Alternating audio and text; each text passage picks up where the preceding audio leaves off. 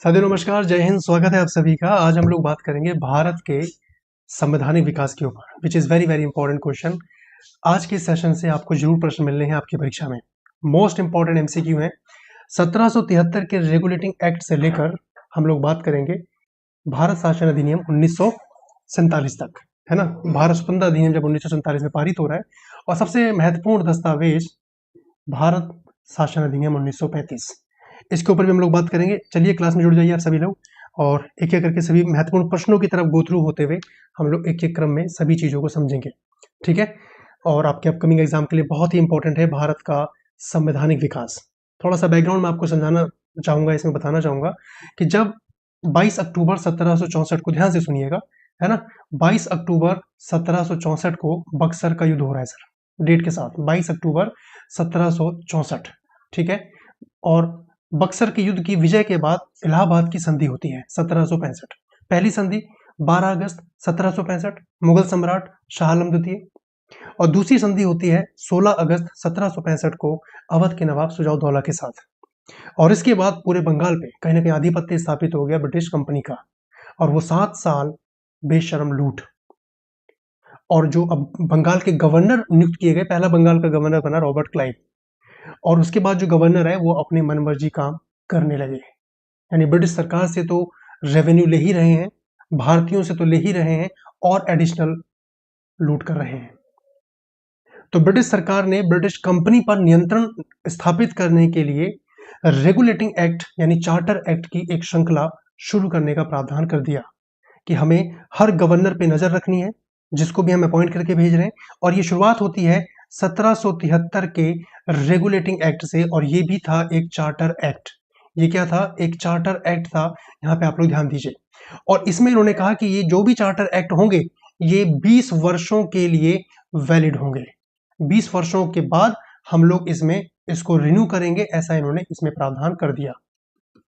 तो 20-20 वर्ष जोड़ते चले जाइए। 1773, 83 और उसके बाद 93। अगला एक्ट आया 1793, फिर उसके बाद आप देखेंगे 1813, फिर 1833, फिर 1853। याद रखना आसान है, 20-20 साल जोड़ते चले जाइए। फिर आना था 1863 यानी 1873 में आना था, लेकिन विद्रोह हो गया सर यहाँ पर 1857 का, और ये चार्टर एक्ट की श्रृंखला बाधित हो गई। और अब इन एक्ट में क्या क्या प्रावधान हुए, ये आपके प्रश्न का विषय है। ये आपको कहीं ना कहीं समझना है। 1857 के विद्रोह के बाद अब जो भी अधिनियम बनाए गए वो सब कहलाए भारत शासन अधिनियम। यानी 1858 के बाद से जो भी अधिनियम बने वो सब कहलाए भारत शासन अधिनियम के नाम से जाने गए, इंडियन काउंसिल एक्ट के नाम से जाना जा रहा है। यहाँ पे आप लोग ध्यान दें। और फिर हम देखते हैं इसी में सबसे महत्वपूर्ण अधिनियम आता है 1935 का भारत शासन अधिनियम। आशा कर रहा हूँ थोड़ी सी रूपरेखा आपकी क्लियर हो गई होगी कि किस क्रम में ये संवैधानिक विकास यहाँ पे हमें दिखाई दे रहा है। अच्छा, एक टर्म यहाँ पे कनेक्ट कीजिए, संवैधानिक विकास। भाई ये तो ब्रिटिश कंपनी के लिए था, संवैधानिक मामला कैसे आया? तो आप समझिए कि संविधान का मतलब क्या है। संविधान का मतलब है कि शासन के अनुसार हम लोग किसी चीज का संचालन कर रहे हैं। और जो यहाँ पे इन्होंने अधिनियम पारित करना शुरू किए, और यहीं पर हम देखते हैं कि भारतीयों की भी एंट्री होना शुरू हो जाती, जो राजनीतिक रूप से परिपक्व नहीं थे, लेकिन बाद में धीरे धीरे वो राजनीति समझने लगे। और फिर कहीं ना कहीं हम देखते हैं कि भारत अपना संविधान सभा का भी गठन कर रहा है, अंतरिम सरकार का भी गठन कर रहा है। ये सब चीजें हम लोग जानते हैं, है ना ये चीज। तो पहला प्रश्न मैं आप लोगों के सामने रख रहा हूं, आप लोग प्रयास कीजिएगा क्या उत्तर होगा, कोशिश कीजिएगा आंसर करने की। भाई पहला प्रश्न आप लोगों के सामने जी, जो साथीगण जुड़े हैं कोशिश करें क्या उत्तर हो सकता है। भारत का संवैधानिक विकास, ये सेगमेंट है आपका। और निम्नलिखित में से किस अधिनियम के द्वारा, फर्स्ट क्वेश्चन आप लोगों के सामने, निम्नलिखित में से किस अधिनियम के द्वारा बंगाल के गवर्नर जनरल को, बंगाल का जो गवर्नर जनरल था उसको भारत का गवर्नर जनरल बना दिया गया? ये पोस्ट बदलती चली गई, ये आपके सामने एक प्रश्न आया है ना ये चीज।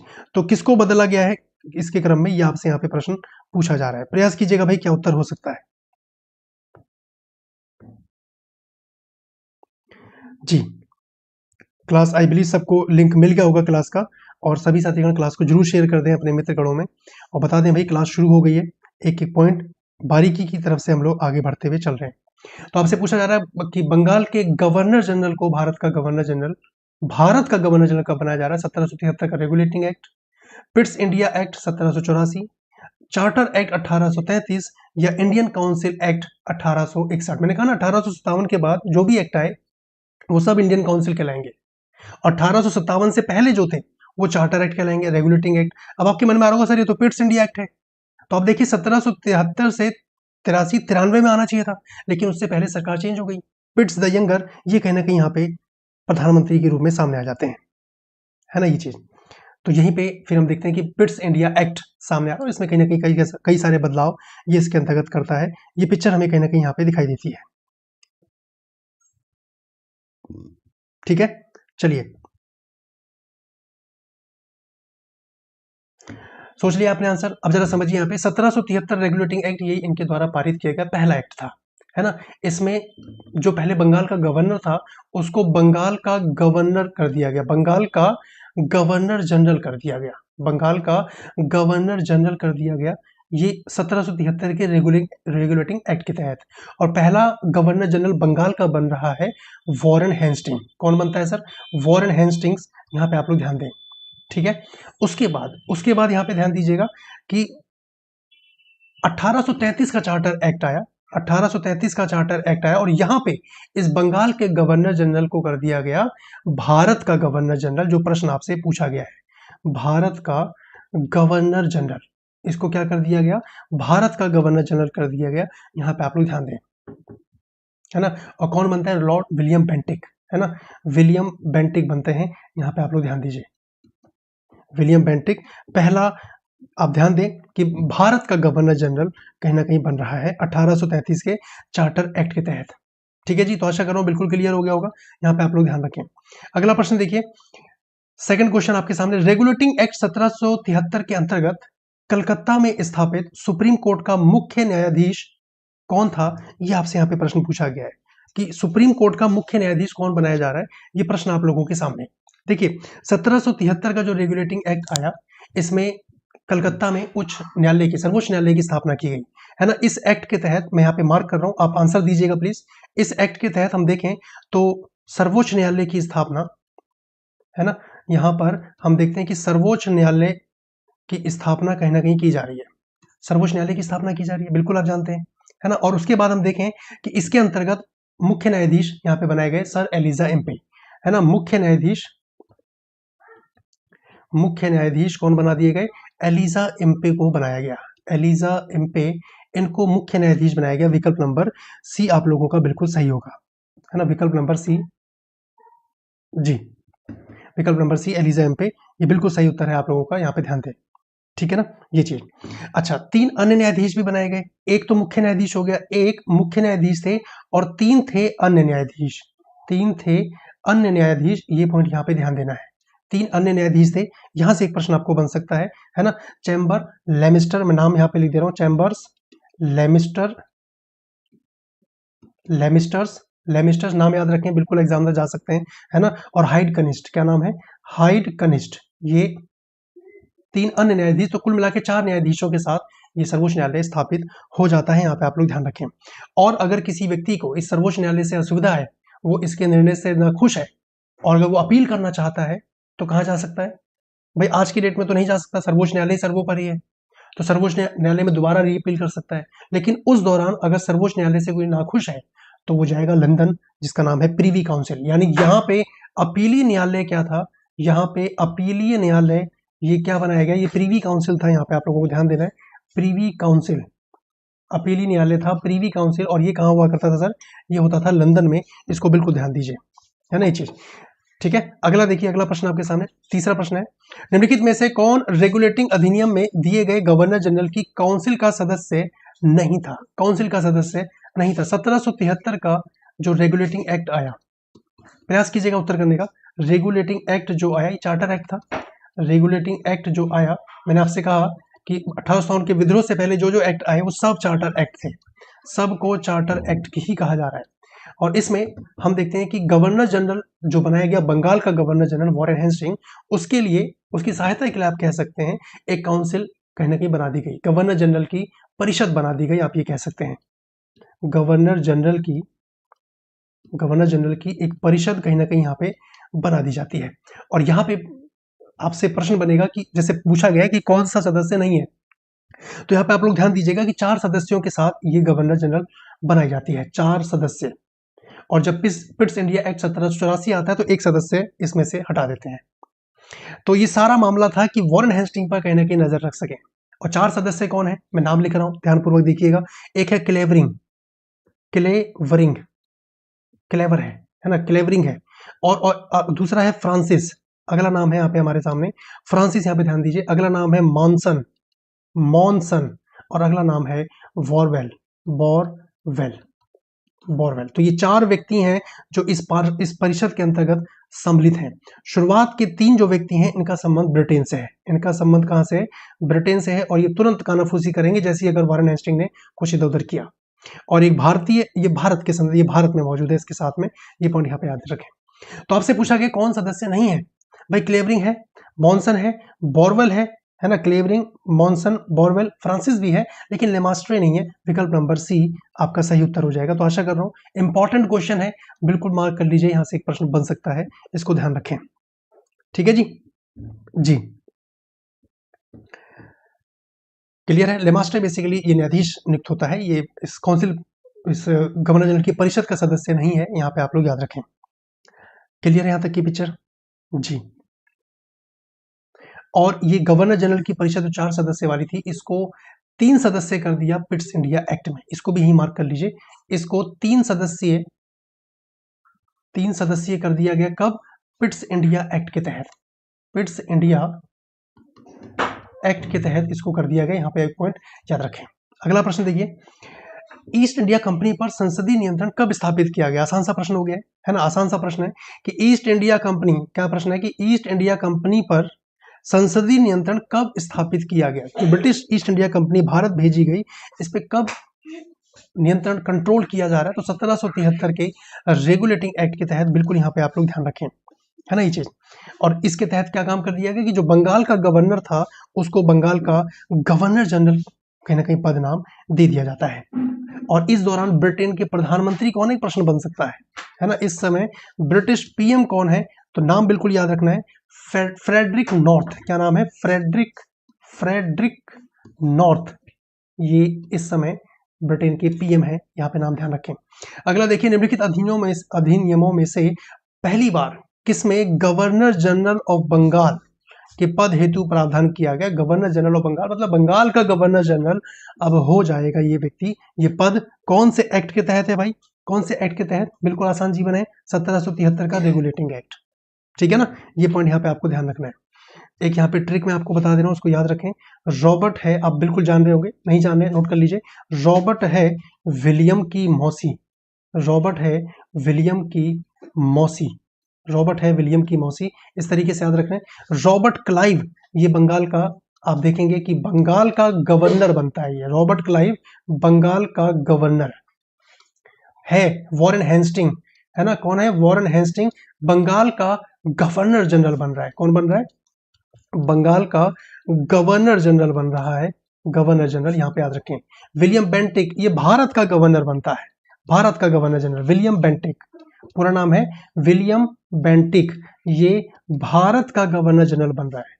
बिल्कुल याद कर लीजिए, एक प्रश्न बन सकता है, भारत का गवर्नर जनरल यहां से ये बनता है। कैनिंग, लॉर्ड की से कैनिंग याद रखें, कैनिंग, ये भारत का, कैनिंग ये भारत का प्रथम वायसराय बनता है। ये कौन बनता है, भारत का प्रथम वायसराय बनता है, बिल्कुल याद रखें। मौ से याद रखेंगे माउंट बेटन, है ना, माउंट बेटन, ये स्वतंत्र भारत का पहला गवर्नर जनरल, माउंट बेटन, ये स्वतंत्र भारत का प्रथम गवर्नर जनरल है, प्रथम गवर्नर जी, वायसराय को फिर गवर्नर जनरल कर दिया गया ना, प्रथम गवर्नर जनरल यहाँ पे याद रखें।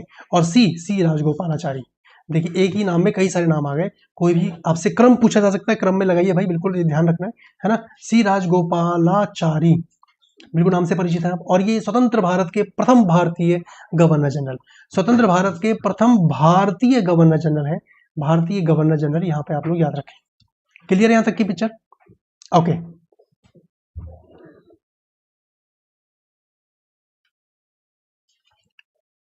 है ना। तो ये विकल्प नंबर ए आपका बिल्कुल सही है। अगले प्रश्न की तरफ रुख करते हैं। अगला प्रश्न आप लोगों के सामने, कोशिश कीजिएगा क्या उत्तर होगा। निम्नलिखित में से किस संसदीय अधिनियम ने बंगाल के गवर्नर जनरल को मद्रास एवं बंबई के ऊपर पर्यवेक्षी प्राधिकार प्रदान कर गया, कि मतलब मद्रास और बंबई प्रेसिडेंसी अब बंगाल के गवर्नर जनरल के अधीन चली जाएंगी। कौन सा एक्ट था? यही था 1773 का रेगुलेटिंग एक्ट। इसी के तहत ये प्रावधान कर दिया गया कि मद्रास और बंबई प्रेसिडेंसी अब बंगाल के गवर्नर जनरल के अधीन रहेंगी। ये पॉइंट यहाँ पे याद रखें, which is also very very important.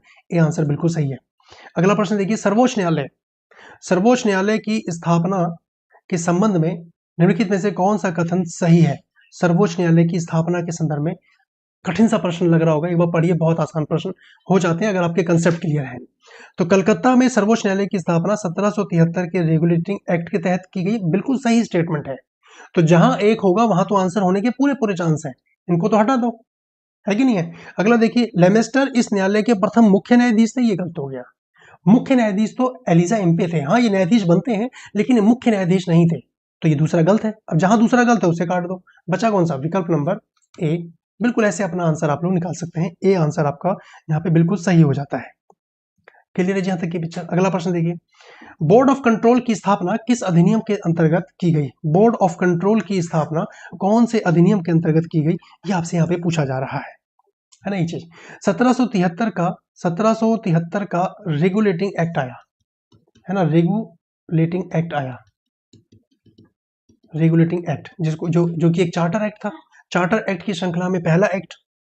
अब ये 20 साल बाद आना था 1793 में, लेकिन सरकार चेंज हो गई और वहां पे सरकार आ गई पिट्स द यंगर, है ना। कौन सी सरकार आ गई? बिल्कुल आंसर पे पहुंच गए होंगे आप लोग। पिट्स द यंगर यानी पिट्स इंडिया एक्ट इन्होंने पारित किया। पिट्स इंडिया एक्ट इन्होंने पारित किया और ये एक्ट था 1784 का। अकॉर्डिंग टू क्वेश्चन तो आपका राइट आंसर यही है, यहाँ पे ध्यान रखें, यही है। ये दो यहाँ पे प्रावधान करते हैं। एक तो कार्यकारी परिषद में सदस्यों की संख्या कम कर देते हैं। ये क्या करते हैं? कार्यकारी परिषद में सदस्यों की संख्या घटाकर 3 कर देते हैं, है ना, घटाकर 3 कर देते हैं। और दूसरा काम क्या करते हैं? दूसरा महत्वपूर्ण काम जो आपको ध्यान रखना है, ये एक क्या काम करते हैं कि बोर्ड ऑफ कंट्रोल, जो आपको क्वेश्चन में भी लिखा हुआ है, एक बोर्ड ऑफ कंट्रोल स्थापित करते हैं। बोर्ड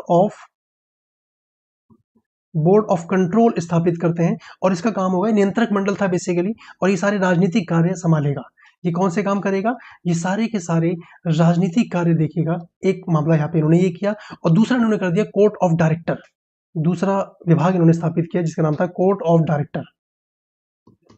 कोर्ट ऑफ डायरेक्टर, है ना। और कोर्ट ऑफ डायरेक्टर जब ये लागू किया, इसका काम बोल दिया कि भाई तुम सारे व्यापारिक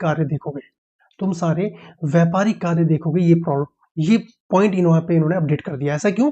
क्योंकि जो बंगाल का गवर्नर जनरल बना दिया गया था, वो न्यायिक मामले भी देख रहा है, राजस्व वसूली के मामले भी देख रहा है, वहां से भी घूस ले रहा है, वहां से भी उपहार कहीं ना कहीं ग्रहण कर रहा है ना। तो ब्रिटिश सरकार को भी डिस्टर्ब कर रहा है, भारतीयों को तो डिस्टर्ब कर ही रहा है।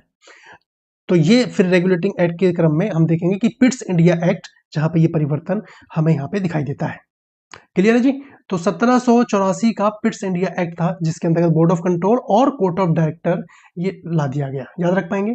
ठीक है जी, वेरी गुड। अगला प्रश्न देखिए, अगला प्रश्न आपके सामने, ईस्ट इंडिया कंपनी के व्यापारिक अधिकारों की समाप्ति निम्नलिखित में से किस एक्ट के द्वारा की गई? व्यापारिक एकाधिकार कौन से एक्ट के तहत समाप्त हुए हैं, ये आपसे यहां पे पूछा जा रहा है जी। ध्यान दीजिएगा, दो प्रश्न है यहाँ पे, और इन दो एक्ट के बारे में आज बिल्कुल रट लीजिए। 1813 और ये 1833, है ना। 1813 का अधिनियम और 1833 का अधिनियम। 13 क्या बोल रहा है? 13, है ना, 13 जैसे बोलते हैं ना कि भाई सबका भला करेंगे, तेरा भला करेंगे। तो 13 में भला हुआ किसका? सबसे पहले भारतीयों का भला करने का उन्होंने बोला। 1,00,000 रुपए, 1,00,000 रुपए भारतीय शिक्षा पे देंगे, शिक्षा पे भला करेंगे, है ना। 1,00,000 रुपए भारतीय शिक्षा पे देने का प्रावधान कर दिया। पहला पॉइंट तो ये किया इन्होंने। दूसरा इन्होंने बोला कि जो ब्रिटिश कंपनी है, कंपनी के व्यापारिक एकाधिकार को समाप्त कर दिया। कंपनी के व्यापारिक एकाधिकार को समाप्त कर दिया, लेकिन चीन के साथ व्यापारिक एकाधिकार बना रहा, यहाँ पे पॉइंट याद रखें। लेकिन 33 वाले में तो पूरा एकाधिकार समाप्त कर दिया। यहां पे आके चीन के साथ भी व्यापारिक एकाधिकार नहीं था, एकाधिकार संपूर्णतः समाप्त हो गया, संपूर्णतः समाप्त हो गया। किसका? कंपनी का, है ना ये चीज, कंपनी का। बहुत आसान है, आराम से समझने का प्रयास करें। और दूसरा, इन्होंने 1813 में क्या भला किया कि जितने भी ईसाई मिशनरियां हैं सब जाओ भारत में व्यापार करो, कोई प्रॉब्लम नहीं, कंपनी का व्यापारिक एकाधिकार समाप्त है। तो ईसाई मिशनरियों को आने की अनुमति मिल गई, ईसाई मिशनरियों को आने की अनुमति मिल जाती है। तो आशा कर रहा हूं दोनों को कंपैरिजन करके अगर आप लोग पढ़ते हैं तो याद रखना आसान होगा। 13 में ये हुआ और 33 में ये काम हो गया सर, है ना, 33 में ये काम यहाँ पे कर दिया गया। अच्छा, एक काम और हो गया, हमने देखा 1784 के पिट्स इंडिया एक्ट में परिषद में एक सदस्य हटा दिया गया था, राइट, और यहां परिषद में एक सदस्य ऐड कर दिया गया जो कि कानूनी सदस्य ऐड हुआ। यानी परिषद में, कार्यकारी परिषद में एक सदस्य जुड़ गया और वो था लॉर्ड मैकाले। बिल्कुल नाम याद रखना है, एक विधायी कानूनी सदस्य यहाँ पे जोड़ दिया गया, क्योंकि वहां बताया नहीं था कि भाई किस पद को हटा रहे हैं बेसिकली। तो परिषद में एक जुड़ा, एक सदस्य जुड़ गया, विधायी सदस्य था बेसिकली, और वो था लॉर्ड मैकाले। एक काम यहाँ पे ये एडिशन इन्होंने यहाँ पे कर दिया, है ना ये चीज, ठीक है ना। अब इसी क्रम में विकल्प नंबर पहुंच गए होंगे आप लोग। तो व्यापारिक एकाधिकार समाप्त हुआ, संपूर्ण व्यापारिक एकाधिकार प्रश्न में नहीं बोला है, आपसे बोला है व्यापारिक एकाधिकार को समाप्त किया है। तो कौन सा? 1813 का चार्टर एक्ट, ठीक है। अगले प्रश्न पे चलते हैं। अगला प्रश्न आपके सामने, चार्टर अधिनियम 1813, याद आ गया होगा 13, भारत के लिए महत्वपूर्ण समझे जाने का निम्नलिखित में से कौन सा एक कारण है? कौन सा कारण कहेंगे आप लोग कि ये भारत के लिए महत्वपूर्ण समझा जाए? इसने ईसाई मिशनरियों द्वारा भारत में प्रचार पर रोक लगा दी? नहीं, उनको तो इनवाइट कर दिया, जाओ भाई, ये गलत हो गया। इसने भारत के औद्योगिकरण पर जोर दिया? नहीं। इसने भारतीयों की शिक्षा के लिए वित्तीय प्रावधान किया? हाँ, ये प्रावधान किया था, विकल्प नंबर सी बिल्कुल सही है। आशा कर रहा हूं याद रख पाएंगे। अगला प्रश्न देखिए, अगला प्रश्न आपके सामने जी, कोशिश कीजिएगा क्या उत्तर हो सकता है।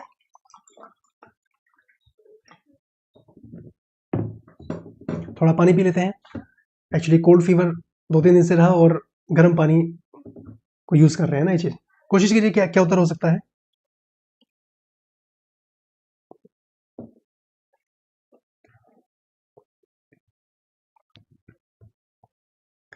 जी, 1813 के चार्टर एक्ट के कुछ प्रावधान थे। 1833 के चार्टर एक्ट के कुछ प्रावधान थे। नीचे दिए गए कूट के आधार पर इनका सही उत्तर आपको बताना है। क्या प्रावधान थे ये आपसे पूछा जा रहा है। तो इसने कंपनी के व्यापारिक एकाधिकार को समाप्त कर दिया, बिल्कुल सही है सर। 1333 ऐसे कनेक्ट करके याद रखिए।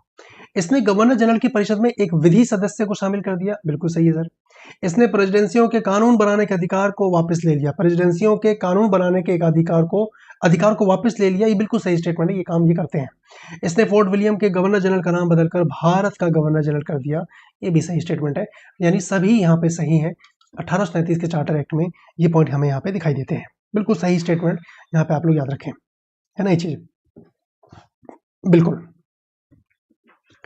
और 1833 के संदर्भ में एक इंपॉर्टेंट पॉइंट में चाहूंगा आप लोग याद रखें, अभी तक भारत में अंग्रेजों की 3 प्रेसिडेंसियां हुआ करती थी, बंगाल, बंबई और मद्रास। चौथी प्रेसिडेंसी यहां पे इनकी बन जाती है। अभी तक कितनी थी? अभी तक 3 थी, बंगाल, मैंने कहा बंगाल, बंबई, उसके बाद मद्रास, और चौथी प्रेसिडेंसी इनकी बन गई, है ना, आगरा प्रेसिडेंसी। चौथी प्रेसिडेंसी इनकी बन जाती है जिसका नाम है आगरा प्रेसिडेंसी, आगरा प्रेसिडेंसी। और यहाँ पे आप लोग याद रखें C.T. मेटकॉफ के नेतृत्व में, है ना, चार्ल्स मेटकॉफ जिनको कहा जा रहा है, मेटकॉफ के नेतृत्व में चौथी प्रेसिडेंसी कौन सी बनी, यहाँ पे याद रखेंगे। यानी उत्तर प्रदेश का जो संपूर्ण क्षेत्र था, हम ये कह सकते हैं कि बंगाल प्रेसिडेंसी से अलग कर दिया गया, और फाइनली आगरा प्रेसिडेंसी। 1833 का चार्टर एक्ट, बिल्कुल याद रखें।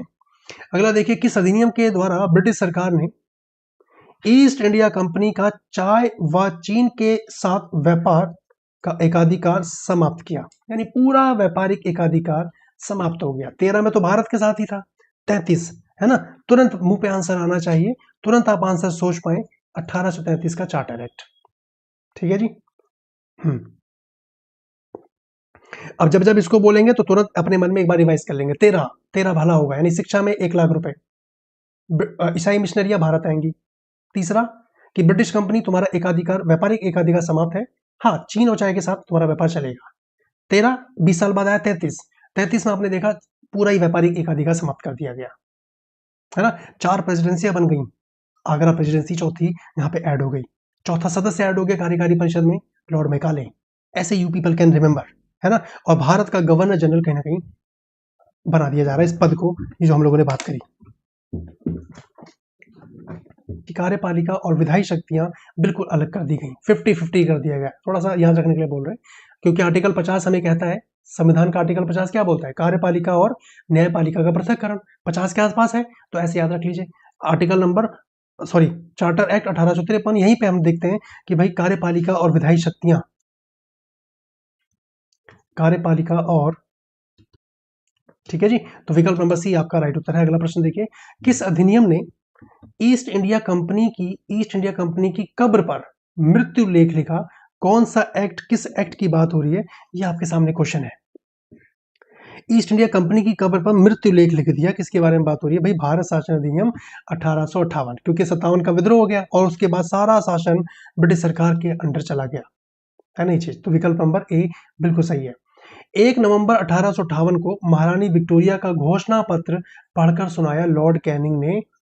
कहां पर सुनाया? तो इलाहाबाद के मिंटो पार्क में, इलाहाबाद के मिंटो पार्क में ये सुनाते हैं। विकल्प नंबर यहाँ पे ए याद रखें, है ना ये चीज। कई सारे प्रावधान इसके अंतर्गत कर दिए गए कि भाई जितने विदेशी रियासतें हैं उनको अब नहीं हड़पा जाएगा। गोद निषेध नीति जो थी उसको हटा दिया जा रहा है, आप दत्तक पुत्र गोद ले सकते हैं। ब्रिटिश कंपनी को समाप्त कर दिया जा रहा है, सभी देशी रियासतें स्वतंत्र रहेंगी। कई सारे प्रावधान इसके अंतर्गत करे गए कि भारतीयों अब नाराज नहीं होना है, ब्रिटिश सरकार संभालेगी, लेकिन कैसे संभालेगी, उनके पास रोड मैप नहीं था, है ना। तो वही पिक्चर रही। तो भारत सचिव का पद भी अपॉइंट करते हैं कि भाई लंदन से टेक केयर करेगा, कैसे कर लेगा लंदन से, तो ये समस्या रही। तो विकल्प नंबर ए यहाँ पे आप सही है, याद रखें। निम्न में से किस एक्ट के द्वारा भारत के गवर्नर जनरल के को अध्यादेश जारी करने की शक्ति प्रदान की गई? कि अब जो भारत का गवर्नर जनरल होगा, अब वो अध्यादेश भी जारी कर सकता है ना। कौन से एक्ट के तहत हुआ ये चीज? अध्यादेश मतलब कानून, कानून मतलब मास्टर जी का डंडा आने वाला है, और मास्टर जी का डंडा जब आएगा तो हर हल्ला करता हुआ छात्र शांत होगा। याद रखने के लिए बोल रहे हैं, मास्टर जी का डंडा यानी एक कानून, एक नंबर कहां दिख रहा है भाई? ऐसे याद रख लीजिए, 1861 का चार्टर एक्ट। तो एक लास्ट में जहां दिखे समझ जाइए, कुछ ना कुछ कनेक्शन बनाइए, मास्टर जी के डंडे से आप लोग कनेक्ट करने का प्रयास करें तो याद रख पाएंगे, है ना ये चीज। आर्टिकल नंबर 61 इम्पीचमेंट, है ना, बिल्कुल जानते हैं आप लोग। राष्ट्रपति पर महाभियोग, उनके ऊपर डंडा बरसने वाला है, ऐसे याद रखने के लिए बोल रहा हूँ। ये बहुत सम्मानित पद है भाई, राष्ट्रपति महोदय, है ना, मतलब याद रखने के लिए बोल रहे हैं। आर्टिकल नंबर 21 फिर से कोई डंडा है ना, कोई बिल्कुल पिटाई होने वाली मास्टर जी के डंडे से। तो 21 क्या बोल रहा है? प्राण एवं देही स्वतंत्रता, प्राण से भाई कोई मजाक नहीं। आर्टिकल नंबर 21, ऐसे जहां पर भी वन मिलेगा आप you people can connect like this, है ना। तो बी आंसर आपका बिल्कुल सही है। अगला देखिए, ब्रिटिश इंडिया के निम्नलिखित में से किस अधिनियम ने सामूहिक कार्यचारण के स्थान पर विभाग या विभागीय पद्धति द्वारा वायसराय की कार्यकारी परिषद पर उनके प्राधिकार को और अधिक बल प्रदान कर दिया? किसके संदर्भ में बात हो रही है, ये आपके सामने क्वेश्चन है ना। कौन से विभाग या विभागीय पद्धति, किसके संदर्भ में बात हो रही है? 1861 का भारत शासन अधिनियम, विकल्प नंबर ए यहाँ पे आप लोग याद रखें, है ना। 1861 का भारत शासन अधिनियम, वेरी वेरी इंपॉर्टेंट, यहाँ पे ध्यान रखना है ना चीज। इस एक्ट के तहत अब एक काम और हो गया, 5वां सदस्य और ऐड हो गया, है ना। जो कार्यकारी परिषद थी, जो शुरुआत हुई थी 4 से, फिर 1784 के पिट्स इंडिया एक्ट में घटा के 3 कर दी गई, फिर 4 हुई, अब 5वां सदस्य ऐड हो गया। कार्यकारी परिषद में 5वां सदस्य जोड़ा गया, यहाँ पे आप लोग याद रखें जी। पंकज जी जुड़ गए हैं, लिख लीजिए। सभी का हार्दिक स्वागत, सभी को राम राम, सभी को जय हिंद।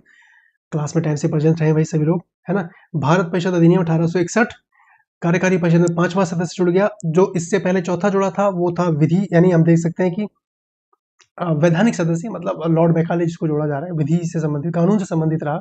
और ये जो 5वां जुड़ा, ये कहीं ना कहीं वित्त से संबंधित है। जो वित्त वेता होगा वित्त से संबंधित होगा उसको कहीं ना कहीं जोड़ दिया गया इसके अंदर। यहाँ पे आप लोग याद रखें, है ना ये चीज। 1861 का भारत परिषद अधिनियम, वेरी वेरी इंपॉर्टेंट। अगला देखिए, ईस्ट इंडिया कंपनी के शासन की समाप्ति के पश्चात 1861 में स्वतंत्र उच्च न्यायालयों की स्थापना की गई। कहाँ की गई, ये आपसे प्रश्न है। 1857 का विद्रोह हो गया सर, बिल्कुल जानते हैं आप। 1858 का भारत शासन अधिनियम आ गया, और उसके बाद फिर इसी क्रम में हम देखते हैं कि कहीं ना कहीं 1861 में स्वतंत्र उच्च न्यायालयों की स्थापना हो रही है। कहाँ हो रही है, ये आपके सामने क्वेश्चन है। तो बंबई, भाई ये लोकेशन आप ऐसे याद रखिए ना, ये लोकेशन ऐसे याद रखिए। मेजर मेजर सिटी क्या थी, बंगाल, बंबई और मद्रास, यही था, तीन ही लोकेशन था। ये तीन लोकेशन दिमाग में इंस्टॉल कर लीजिए। सामाजिक धार्मिक सुधार आंदोलन भी यहीं से शुरू हो रहे हैं, है ना। हम देखेंगे ब्रिटिश कंपनी की प्रेसिडेंसियां यहीं पर है, आगरा प्रेसिडेंसी चौथी बनती है। आप देखें सर्वोच्च उच्च न्यायालय की स्थापना इन्हीं तीनों जगह हो रही है। इलाहाबाद उच्च न्यायालय बाद में आ रहा है ना। तो बंबई, कलकत्ता, मद्रास, ये 2, 3, 4, ये विकल्प नंबर सी आपका सही होगा। यहाँ पे आप लोग याद रखें, है ना ये चीज। जी बिल्कुल।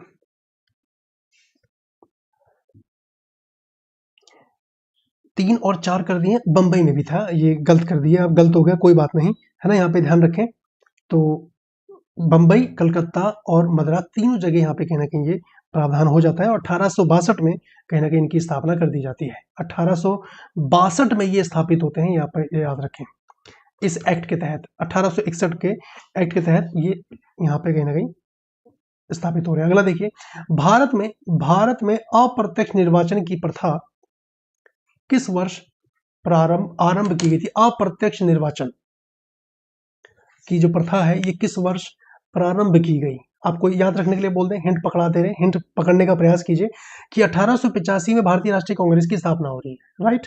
1885 में, यानी भारतीय अब राजनीतिक रूप से परिपक्व होना शुरू करेंगे।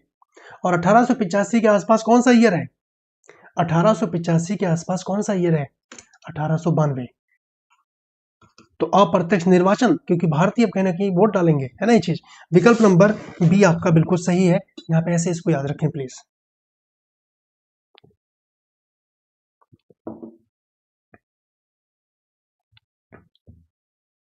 क्लियर है जी। तो 1892 का भारत शासन अधिनियम आ रहा है, जहां पे ये प्रावधान कर दिया जा रहा है। विकल्प नंबर बी आप लोग बिल्कुल यहाँ पे याद रखें, ठीक है ना ये चीज। और यही था अधिनियम, क्योंकि भाई अब भारतीय लोग राजनीतिक रूप से जागरूक हैं, अप्रत्यक्ष निर्वाचन का आरंभ हो जा रहा है।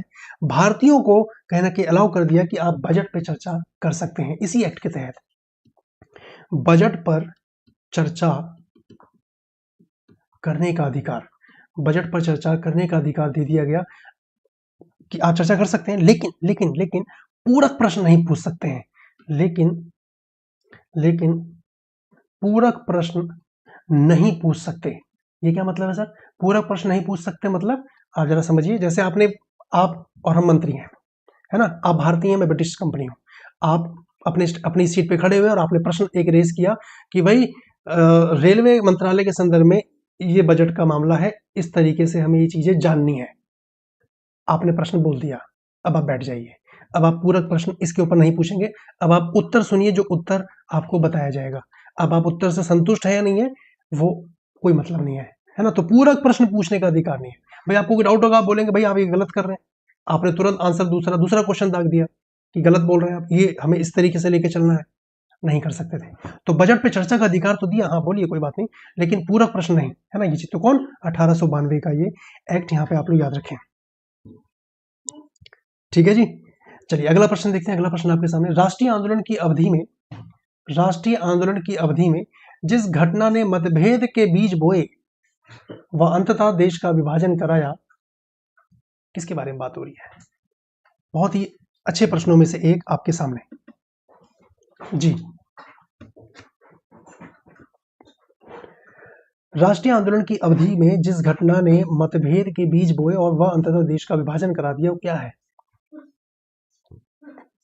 बिल्कुल आप सहमत होंगे, विधानसभाओं में मुसलमानों के लिए पृथक निर्वाचन क्षेत्रों और स्थानों का आरक्षण, ये अलग से व्यवस्था कर देना, ये गड़बड़ हो गया मामला। फिर यहीं से मुस्लिम लीग अलग बन गई, फिर वहीं से हम देखेंगे अलग राष्ट्र की मांग सामने आती चली गई। और ये सारा कार्यक्रम जो हो रहा है 1909 के भारत शासन अधिनियम के तहत ये हो रहा है और इसी को कहा गया है मार्ले मिंटो सुधार। इसी को एक नाम से जाना गया है, मार्ले मिंटो सुधार के नाम से जाना जा रहा है ना। तो विकल्प नंबर डी बिल्कुल सही है। हाँ, बिल्कुल सही उत्तर दिए, वेरी गुड। अगला प्रश्न देखिए, 1909 के इंडियन काउंसिल एक्ट, भारत शासन अधिनियम, मार्ले मिंटो सुधार, कई नाम से जाना जा रहा है, 1909 है ना। ये चीज किस बात की व्यवस्था इसके अंतर्गत की गई, ये आपसे एक प्रश्न यहाँ पे रखा गया है। तो वही मुस्लिमों का पृथक निर्वाचन, सांप्रदायिक प्रतिनिधित्व के लिए ये कहीं ना कहीं जाना जा रहा है। विकल्प नंबर बी आपका यहाँ पे बिल्कुल सही हो जाता है। अगला प्रश्न देखिए, अच्छे प्रश्न है। निम्न कथनों पर विचार कीजिए और विचार क्या करना है, कौन सा सही है। कथन क्या रहा, जब भी कथन और कारण को लेकर प्रश्न होंगे तो आप क्योंकि जरूर लगा के पढ़ा कीजिए, थोड़ा उत्तर पे पहुंचने के लिए हेल्प होती है।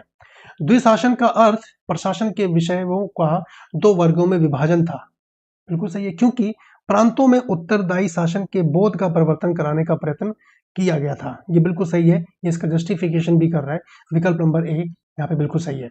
अगला देखिए, निम्न कथनों पर विचार कीजिए, कौन सा सही है फिर से बताना है। कथन कारण को लेके एक प्रश्न फिर से क्योंकि लगा के आप उत्तर दीजिए कि भारत सरकार अधिनियम 1919 के परिवर्तन के साथ शासन का ढांचा और उसकी विशेषताएं एकात्मक और केंद्रित ही रहीं क्योंकि सत्ता का एक बहुत बड़ा भाग प्रांतों को प्रत्यायोजित किया गया। नहीं, इसीलिए केंद्रित रही, इसलिए केंद्रित नहीं रही कि प्रांतों का प्रत्यायोजित किया गया, ये गलत हो गया। हाँ, सत्ता का एक बड़ा भाग प्रांतों को प्रत्यायोजित कर रहा था, लेकिन इस कारण नहीं कि जिसकी वजह से ये कथन ए बोल रहा है। तो दोनों सही है, लेकिन ये इसकी व्याख्या नहीं कर रहा है ना, व्याख्या पे नहीं बन रहा है। विकल्प नंबर बी यहाँ पे आपका सही उत्तर होगा, बिल्कुल।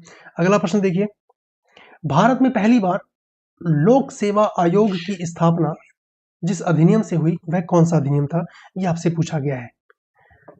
लोक सेवा आयोग कौन से एक्ट के तहत आ रहा है, बिल्कुल आसान सा प्रश्न है, प्रयास कीजिए। तो क्या उत्तर होगा भाई, यहाँ पे आपको ध्यान रखना है, भारत शासन अधिनियम, government of India act 1935। British सरकार ने जितने भी अधिनियम पारित किए उन सब में सबसे बड़ा दस्तावेज यही था। सबसे बड़ा दस्तावेज अगर कोई था तो वो भारत शासन अधिनियम 1935 था। और संविधान पर अगर हम देखें तो सर्वाधिक प्रभाव हमें इसी का दिखाई देता है।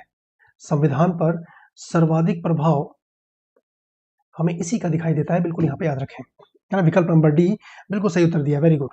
अगला देखिए, लोक सेवाओं की परीक्षा इंग्लैंड तथा भारत में एक साथ कराने की संस्तुति निम्न में से किसके द्वारा की गई, कौन इसकी संस्तुति कर रहा है। मॉन्टेग्यू चेम्सफोर्ड सुधार रिपोर्ट के द्वारा ये संभव हो पाता है, विकल्प नंबर सी। और इन्हीं का एक एक्ट आता है आगे चल के जिसको कहा गया 1919 का भारत शासन अधिनियम, इंडियन काउंसिल एक्ट 1990 है ना, 1919 का। और इसी को कहा जा रहा है मॉन्टेग्यू चेम्सफोर्ड सुधार, मॉन्टेग्यू चेम्सफोर्ड सुधार, इसी को कहा जा रहा है, यहाँ पे आप लोग याद रखें, मॉन्टेग्यू चेम्सफोर्ड सुधार। विकल्प नंबर सी बिल्कुल सही है सर, वेरी गुड। अगला प्रश्न देखिए, भारत सरकार अधिनियम 1935 के मुख्य तत्वों में सम्मिलित थे, सही बताना है क्या है, कौन सम्मिलित है, आपसे पूछा गया। एक संघ का प्रावधान रहेगा, बिल्कुल सही है। प्रांतों को स्वायत्तता दी जाएगी, बिल्कुल सही है। प्रांतों में द्विशासन की प्रस्तावना होगी, नहीं सर। केंद्रीय विधायिका को संप्रभुता प्रदान की जाएगी, नहीं, ये भी नहीं था। प्रांतों को स्वायत्तता दी जाएगी, एक संघ का प्रावधान किया जाएगा। विकल्प नंबर ए 1 और 2 बिल्कुल सही स्टेटमेंट है, यहाँ पे ध्यान रखें। निम्नलिखित में से किसने 1935 के अधिनियम के बारे में कहा था, एक कार जिसमें ब्रेक तो है पर इंजन दिखाई नहीं दे रहा है, गाड़ी चलेगी कैसे, ब्रेक ही ब्रेक है ना। ये चीज, ऐसा स्टेटमेंट कौन बोल रहे हैं, ये आपसे पूछा जा रहा है। अनेक ब्रेकों वाली इंजन रहित गाड़ी, कई स्टेटमेंट इसी से मिलती जुलती आपको दिख सकती हैं। जैसे एक दिया हुआ, एक कार जिसमें ब्रेक तो है पर इंजन नहीं, जवाहरलाल नेहरू बोल रहे हैं, भारत शासन अधिनियम 1935 के संदर्भ में, यहाँ पे आप लोग याद रखें, है ना ये चीज। और यहाँ पे ये भी बोल देते हैं कि भाई ये जो भारत शासन अधिनियम ब्रिटिश सरकार लाई है, ये दास्ता का नया आज्ञा पत्र है। ये भी कहीं ना कहीं जवाहरलाल नेहरू ही बोलते हैं, क्या बोलते हैं कि ये दास्ता का नया आज्ञा पत्र है, नया आज्ञा पत्र है, ऐसा कहने वाले जवाहरलाल नेहरू जी ही हैं। अगला देखिए, निम्नलिखित में से किसने भारत सरकार अधिनियम 1935 को गुलामी का अधिकार पत्र कहा है। गुलामी का अधिकार पत्र कौन कह रहा है, ये आपके सामने क्वेश्चन है भाई जी। तो ऐसा कहने वाले भी जवाहरलाल नेहरू ही हैं, विकल्प नंबर ए बिल्कुल सही है।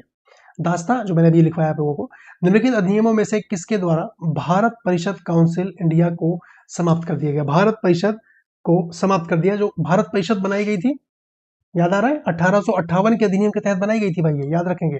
1858 के एक्ट के तहत, भारत शासन अधिनियम एक्ट के तहत इंडिया काउंसिल बनाई गई थी। इंडिया काउंसिल बनाई गई थी कि ब्रिटिश कंपनी तुमसे सारा व्यापार, सारा शासन हम ले रहे हैं, ब्रिटिश सरकार अब सारा शासन संभालेगी। और एक कैसे संभालेगी? इंडियन काउंसिल की मदद से, भारत परिषद की मदद से संभालेगी, भारत परिषद की मदद से संभालेगी। ऐसा इसके सामने ये प्रावधान आया था। आपसे पूछा जा रहा है इसको समाप्त कब किया गया, ये आपके सामने क्वेश्चन है। तो इसको समाप्त कर दिया गया इसी एक्ट के तहत, भारत शासन अधिनियम 1935। विकल्प नंबर सी बिल्कुल सही है, वेरी गुड। आया कब था? 1858, है ना। निम्न में से किस अधिनियम ने भारत सरकार के चरित्र को एकात्मक से संघीय बनाने का प्रयत्न किया? किसके बारे में बात हो रही है? ये आपके सामने क्वेश्चन। कौन सा एक्ट है ना, किसके बारे में बात हो रही है, ये आपके सामने क्वेश्चन। कोशिश करें क्या उत्तर हो सकता है। तो भारत शासन अधिनियम 1935 ही है, यही है जो ये कार्यक्रम कर रहा है। विकल्प नंबर बी आपका बिल्कुल सही है, ठीक है जी। अगला प्रश्न देखिए, भारतीय राजनीति प्रणाली को कहा जाता है, भारतीय राजनीति प्रणाली को क्या कहा जाता है? अर्धसंघात्मक कहा जाता है। विकल्प नंबर सी बिल्कुल सही है। इसी क्रम में देखें, सूची 1 सूची 2 दी गई है, यहाँ पे मिलान करने को दिया गया। भारत शासन अधिनियम, भारत परिषद एक ही बात है, 1909, 1935, लखनऊ समझौता और भारत शासन अधिनियम 1919। इसका संबंध किससे है? ये मैचिंग करने के लिए आपके सामने प्रश्न है जी। कुछ सेकंड का समय लीजिए और प्रयास कीजिए क्या उत्तर होगा भाई। भारत शासन अधिनियम 1909 को मार्ले मिंटो सुधार के नाम से जाना जाता है, यानी इसका संबंध लॉर्ड मिंटो से है। ए का तीसरा हमें दिख रहा है, ए का तीसरा हमें मिल गया भाई, एक ही जगह आ रहा है और पूरा आंसर आपका मैच हो जाता है। बाकी फिर भी जाने रहे, 1935 का अधिनियम ये प्रांतियों को स्वायत्ता दे रहा है। लखनऊ समझौता 1916 में हो रहा है। लखनऊ समझौता ये कांग्रेस और मुस्लिम लीग के बीच था, इसी को कहा गया कांग्रेस मुस्लिम समझौता, यही था कांग्रेस मुस्लिम समझौता। लखनऊ में हो रहा था तो इसकी वजह से इसको मुस्लिम समझौता, मुस्लिम लीग समझौता भी बोलते हैं, लखनऊ समझौता भी बोलते हैं, ठीक है। भारत शासन अधिनियम 1919, इसमें द्विसदनात्मक पद्धति का आरंभ हमें कहीं ना कहीं दिखाई देता है, तो डी का पहला यहाँ पे आपका बिल्कुल सही स्टेटमेंट है। अगला प्रश्न देखें, अधिनियम दिया गया है और यहाँ पे अधिकांशता आधारित यहाँ पे पूछा जा रहा है कि किसका संबंध किससे है। फिर से लगभग मिलता जुलता प्रश्न है, लेकिन कंटेस्ट बदला हुआ है। प्रयास करें क्या उत्तर होगा भाई जी। बिल्कुल आसान है, Indian council act 1909, Morley Minto सुधार, है ना, ए का चौथा। चलिए फिर आज के लिए इतना ही रखते हैं, मिलते हैं आप लोगों से, तब तक के लिए।